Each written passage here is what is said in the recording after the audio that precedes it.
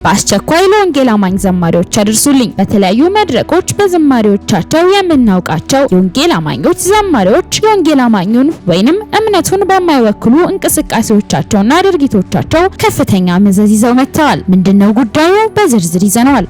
ዘማሪዎች በጣም መቀደስ አለባቸው። የዜማ ዕቃ የሚጫወቱ በጣም መቀደስ አለባቸው። አትርከሱ፣ ክፉ ነገር ላይ አትዋሉ።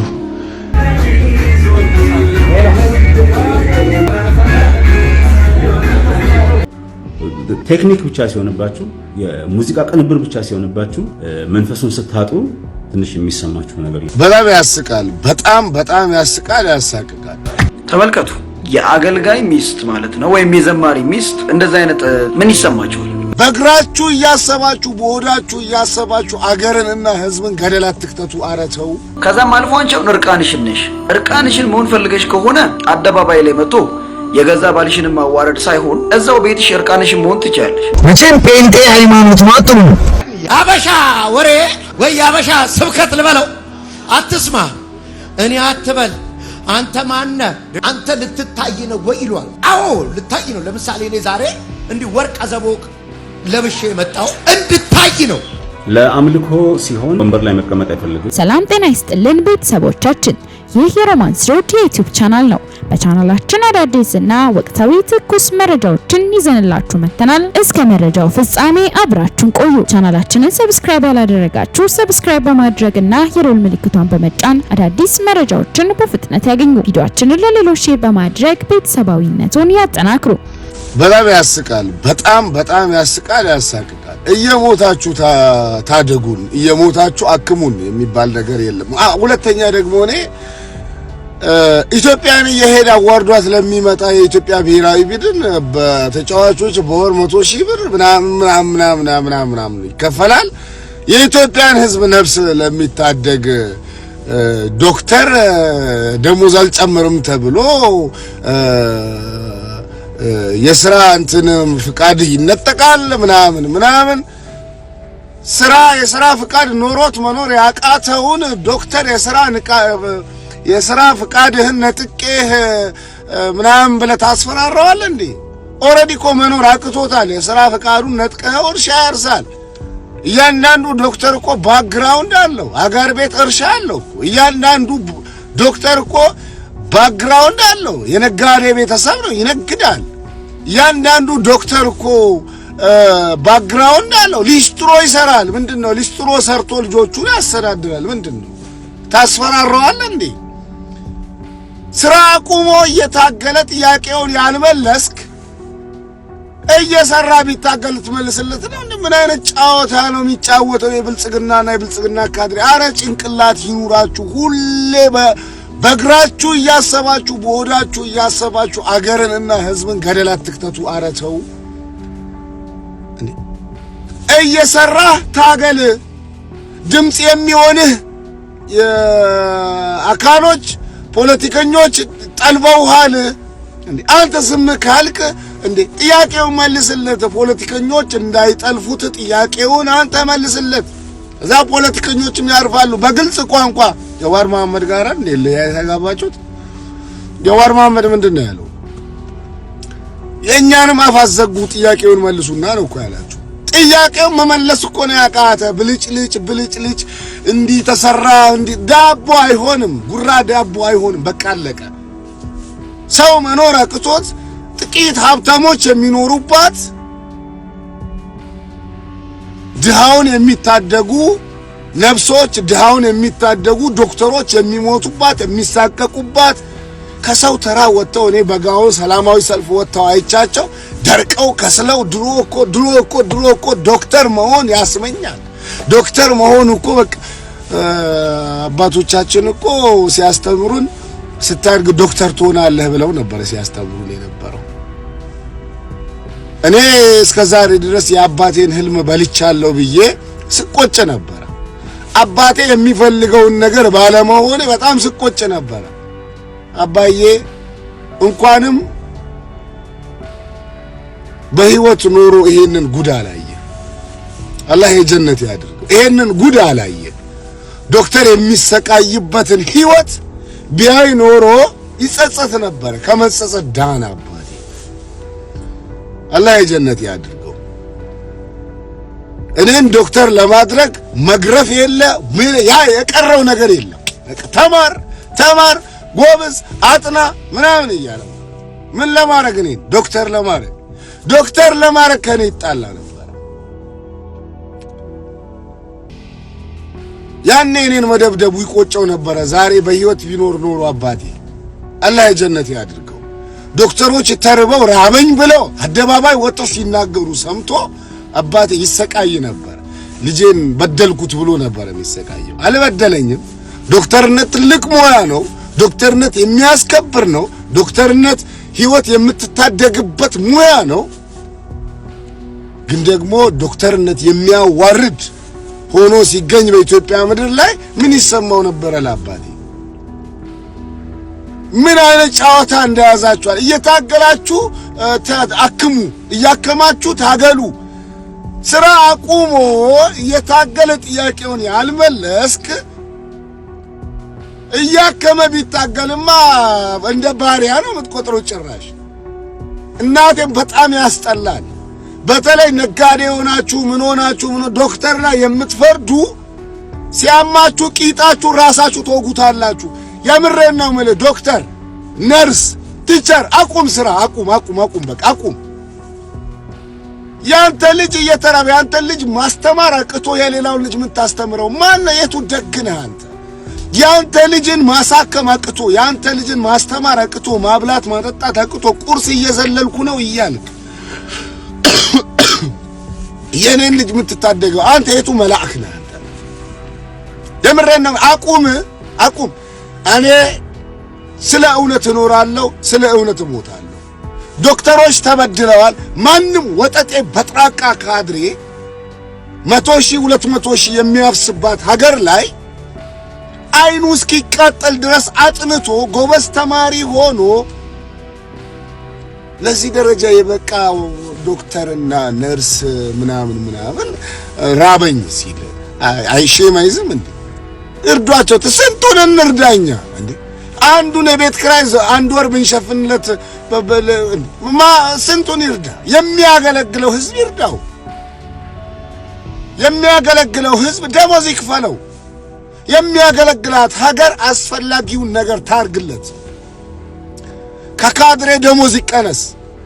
ብር የለም ከተባለ እናት ሀገር እኮ ያላትን ነው የምትሰጠው፣ ያሌላትን ስጪ አትባልም። ኧረ ለዶክተሮች ጊዜ ነው የምታጣው እናት ሀገር ኢትዮጵያ፣ ለካድሬዎች ጊዜ አታጣም። በየሀገሩ ሄዶ አዋርዶን ለሚመጣ ተጫዋች ጊዜ አታጣም። 100,000 200,000 ታረክፋለች በየወሩ ለዚህ ለተጫዋች ለማይረባ ሁሌ ለሚያዋርደን፣ ለሚያስከብረን፣ ለሚያኩራን፣ ልጆቻችንን ለሚያክምልን ዶክተር ግን እናት ሀገራችን ካሌላት የላትም ነው። በቃ ጥሏት ይሄድ ዶክተር። እንወዳችኋለን ዶክተሮች፣ ታግሳችኋል። ራሳችሁን እየጎዳችሁ ህዝብ አገልግላችኋል። ራሳችሁን እያሰቃያችሁ ህዝብ አገልግላችኋል። እኔ በግሌ እንዳንድ ኢትዮጵያዊ እየሞታችሁ ግን አገልግሉኝ አልላችሁ። አንተ ካናዳ ነው ያለኸው ምናምን እንዳትለኝ። ቤተሰቤ እዛ ነው ያለው። አንድ እኔ ነኝ እዚህ ያለሁት እንዳለ ቤተሰቤ እዛ ነው ያለው። በቃ ቤተሰቤ ሲታመም ከፍሎ ይታከማታል። እኔ ነኝ ያለ ግል ሐኪም ቤት ሄዶ ማለት ነው። እኔ ነኝ ያለ ብር ከፍሎ ይታከማል። አሳክማችኋለሁ። በቃ ምንድነው አሳክም እያንዳንድ ቤተሰብህን የግል ሐኪም ቤት እየወሰድክ የግል ሐኪም ቤት ደህና ብር የሚከፍሉ እና የግል ሐኪም ቤቶች ደህና ብር ይከፍላሉ ስራቸው ማቆም ስለማይፈልጉ።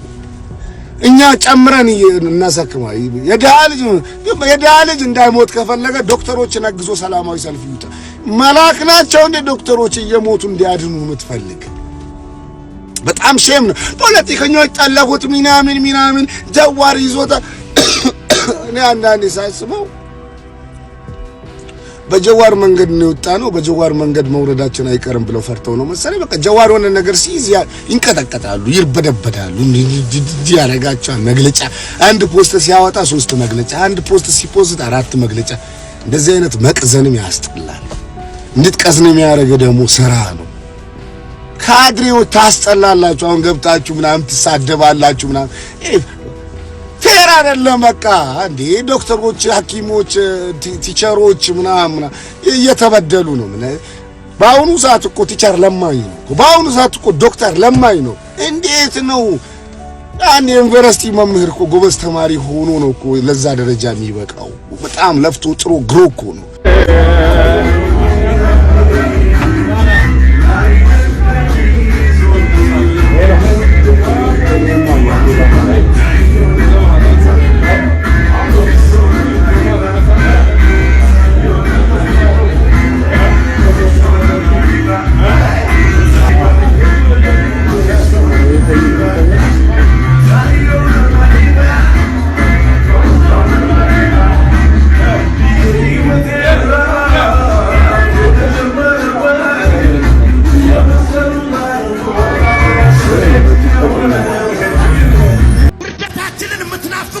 ምንም ልረዳችሁ አልችልም። ፍጻሜያችን ክብር ነው። እኛን ማየት አላቆም።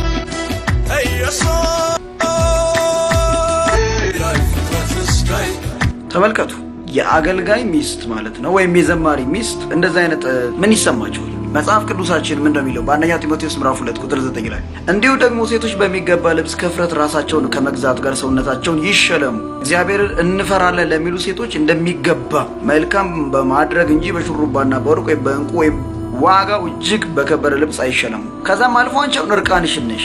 እርቃንሽን መሆን ፈልገሽ ከሆነ አደባባይ ላይ መጥቶ የገዛ ባልሽንም ማዋረድ ሳይሆን እዛው ቤትሽ እርቃንሽን መሆን ትችያለሽ። ለሃይማኖትሽ አልተጠነቀቅሽ። ባል ብለሽ ወይም እጮኛ ብለሽ ለያሽው ሰው አልተጠነቀቅሽ። አልፈሽ ተርፈሽ ለራስሽ ጌታ አልተጠነቀቅሽ። ሙሉ ሜካፕ፣ ሙሉ እርቃን ሁሉም እንዲገዛሽ ፈልገሽ ነው። እኔ ያልገባኝ ማለት የመጣ ሁሉ እንዲገዛ። እንደዛ አይነት ሰው እኮ መሆን ያለበት ጋለሞታ ነው መሆን ያለበት፣ ወይም ቡና ቤት የሚሰራ ሰው ነው ሁሉን የሚገዛው ማለት ነው። መጽሐፍ ቅዱሳችን እኮ ከኀፍረት ጋር ይሸለሙ ሴቶች የሚገባ ልብስ አለ ማለት ነው። ሁሉም ልብስ አይደለም። እናም አሁን አንቺ የአገልጋይ ሚስት ነኝ ብለሽ ደፍረሽ መናገር ትችያለሽ። ሌላው አንቺን ስነ ምግባር ተከትሎ ስንቱ ጠፍቶ ይሆናል። አሁን በዚች ቪዲዮ ለማያችሁ ምሳሌ ሁኑ ነው ያለው እንጂ እንደፈለጋችሁ ሁኑ አለ እንዴ? አልፈሽን ተርፈሽ የሞተልሽን እርቃኑ የተሰቀለልሽን ጌታ ታወርጃለሽ? በእውነት ኢየሱስ ገብቶሻል? ግን ሙስሊሞችን እስኪ ተመልከቱ፣ ሙስሊም እህቶችን ተመልከቱ እስኪ ምን ያክል ለሱናቸው ለነብያቸው ትእዛዝ እንዴት እንደሚጨነቁ ተመልከቱ እስኪ። ለዲናቸው ምን ያክል እንደሚጨነቁ፣ ለሃይማኖታቸው ምን ያክል እንደሚጨነቁ ተመልከቱ እስኪ። ፊታቸውን እንኳን አይገለጡም። እኔ ፕሮቴስታንቶች ምግባር አይገባኝም። በተለይ ሴቶች ምንም አትገቡኝም ነው ስላችሁ፣ በቃ አትገቡኝም። ይሄ የተጻፈው መጽሐፍ ለኔ አይደለም፣ እዛው ለጢሞቴዎስ ጋር ያሉ ሰዎች ወይም እዛ ቸርች ላሉ ሰዎች ነው የምትሉት እናንተ። እንኳን ማገልገል እንኳን ጳውሎስ አልፈቀደልሽም አይደለም እንዲህ ተገላልጠሽ አደባባይ ላይ ለመገለጥ ማለት ነው። ዘማሪዎች በጣም መቀደስ አለባቸው። የዜማ ዕቃ የሚጫወቱም በጣም መቀደስ አለባችሁ። መዝሙሩ ቅዱስ ቅዱስ ነውና ቅዱስ ቅዱስ እንድትሉ ቅዱሳን ሁኑ። አትርከሱ፣ ክፉ ነገር ላይ አትዋሉ። እኛ እኮ ከጌታ ነው የምታገናኙት። እያለቀስን እየዘመርን እናንተ እንዳትቀልዱ፣ እዚህ ጋር እርስ በርስ እንዳትፎጋገሩ፣ እንትን እንዳትሉ። እግዚአብሔር ፊት ነው ያለ ነው እና መዝሙሩ ራሱ አድራሻው እግዚአብሔር ስለሆነ ንጽህናን ማተር ያደርጋል፣ ቅድስናን መሰረት ያደርጋል። እግዚአብሔርን መፍራት እየፈራችሁ እንዲህ እንድትዘምር ለእግዚአብሔር ቃል ቦታ። ስለዚህ ከሌላ ነገር እየጾምክ ከእግዚአብሔር ቃል ጋር በጣም ጊዜ መውሰድ አለባችሁ። እንደገና ደግሞ የአዲስ ኪዳን ዘማሪዎች ሁኑ። አንገት እንደበጠሰ በጥሳለሁ ዛሬም የጠላቴ ይበጠሳል አትበሉ። ተበጥሷል። ኦሬዲ ጎልያድ ጭንቅላት ተበጥሷል። የአዲስ ኪዳን ክራይስትን ሴንተር አድርጉት። ብለድ በሉ፣ ደሙ ምናምን በሉ፣ መስቀል ምናምን በሉ። እንደዚህ እንድትሉ መዝሙር ጥቅስ ይፈልጋል። ትምህርት ስትሰው ሲማ የምትነኩበት ሰባኪ ካለ ሄዱና ከፊት ቁጭ ብላችሁ ተማሩ። ስትማሩ ይመጣላችኋል፣ ቃሉ ይመጣል፣ መንፈሱ። ድሮ እንደዚህ ነው እኮ የነበረው። በእውነት ድሮ እኮ እንደዚህ ነው የነበረው። እንደዚህ እንትን ቆይ ልቅጠም ፒፕሉ ምንድነው የሚፈልገው ብለህ እንዴት ትገጥማለህ? ሰሞኑን ምንድነው ፒፕሉን የነካው ብለህ አንተ እንደዚህ ይሄ እኮ ዘፈን ነው። ያበሻ ወሬ ወይ ያበሻ ስብከት ልበለው አትስማ። እኔ አትበል አንተ ማነ አንተ ልትታይ ነው ወይ ይሏል። አዎ ልታይ ነው። ለምሳሌ እኔ ዛሬ እንዲህ ወርቅ አዘቦቅ ለብሼ መጣሁት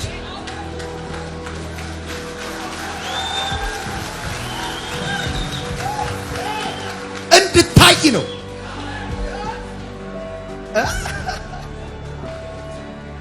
አንተ ልትታይ ነው ወይ ይላል። እንዴ 9 ካሜራ የገጠምኩት ማን እንዲታይ ነው? ቴሌቪዥን እየከፈልኩ ምጮው ማን እንዲታይ ነው? በእኔ መታየት ውስጥ የሚታይ አምላክ አለኝ። ባለምስ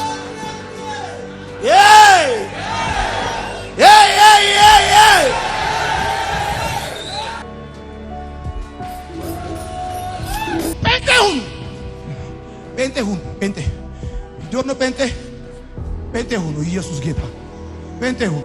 እኔ መክራችኋለሁ፣ ጴንጤ ሁኑ። ለዚህ ነው በየቦታው ጴንጤ እንደሆንኩኝ ስናገር ግን ጴንጤ ምንድነው?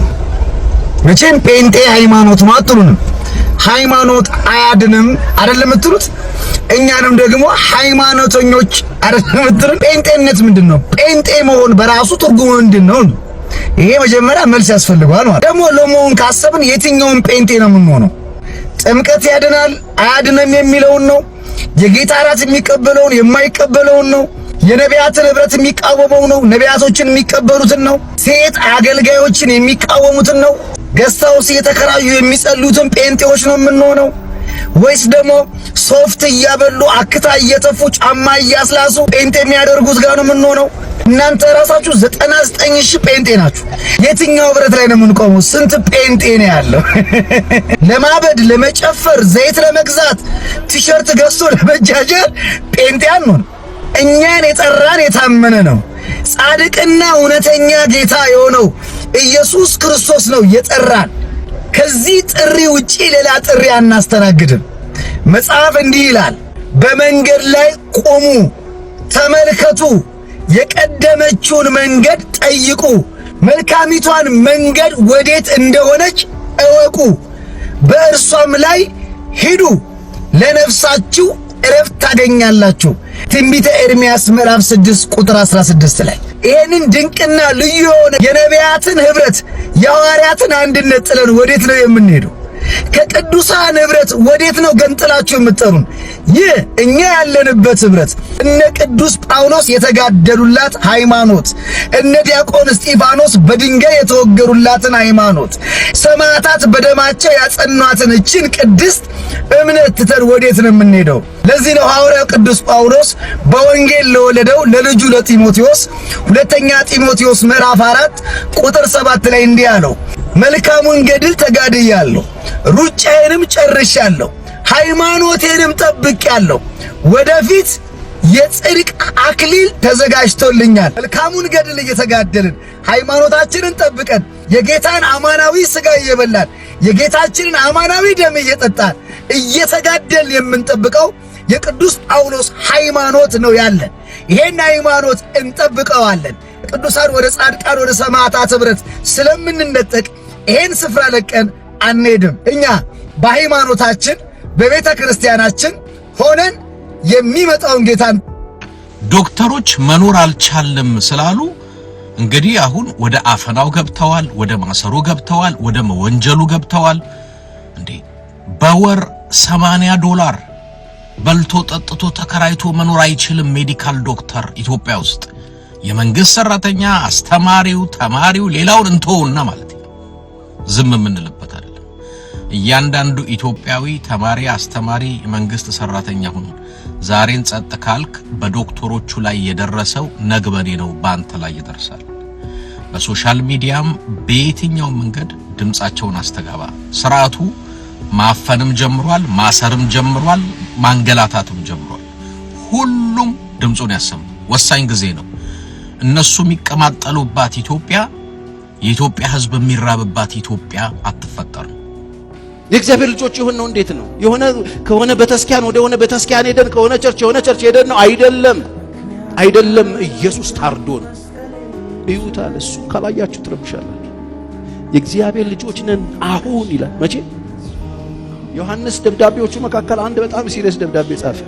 በተለይ ምዕራፍ 3 ላይ ምንድነው ያለው? የእግዚአብሔር ልጆች ተብለን እንድንጠራ አብ እንዴት ያለ ፍቅር እንደሰጠን እዩ። በቃ ክርስቲያን ሆናችሁ መኖር ከፈለጋችሁ ማየት አለባችሁ። እንዲሁም ነን። አሁን የማ ልጆች ነናል? የእግዚአብሔር ልጆች ነን። የእግዚአብሔር ፍቅርን እዩት። የት ነው ቀበሌው? ምን ማድረግ ይችላል? ምን አለው? በደም ገብቷችኋል። እሱ ከገባችሁ ተጨማሪ አትፈልጉም። ለዚህ ነው እዩ ያለው። አሁን የእግዚአብሔር ልጆች ነን። በችግር ውስጥ ሆነን አዎ የእግዚአብሔር ልጆች ነን። ደም ውስጥ ሆነን አዎ የእግዚአብሔር ልጅ ነን። ተቸግረሃል አዎ የእግዚአብሔር ልጅ ነህ። አጣሃል አዎ የእግዚአብሔር ልጅ ነህ። ርቦሃል አዎ የእግዚአብሔር ልጅ ነህ። ታመሃል የእግዚአብሔር መቼ? አሁን የእግዚአብሔር ልጆች የሆንበት ምስጢር ሲገባን ከሁኔታ ጋር ያለው ነገራችን ይፋታል። አሁን የእግዚአብሔር ልጆች ነን።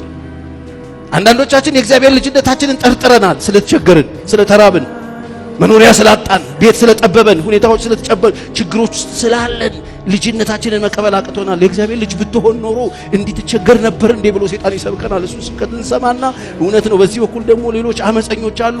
ብሬክ ስሩ ነው፣ ትባረካለህ ነው፣ ከፍ ትላለህ ነው፣ የእግዚአብሔር ልጅነት ማሳያና መገለጫው ቤት ነው፣ መኪና ነው፣ ስኬት ነው ብለው ነግረዋል። መርቅናሃል ነው።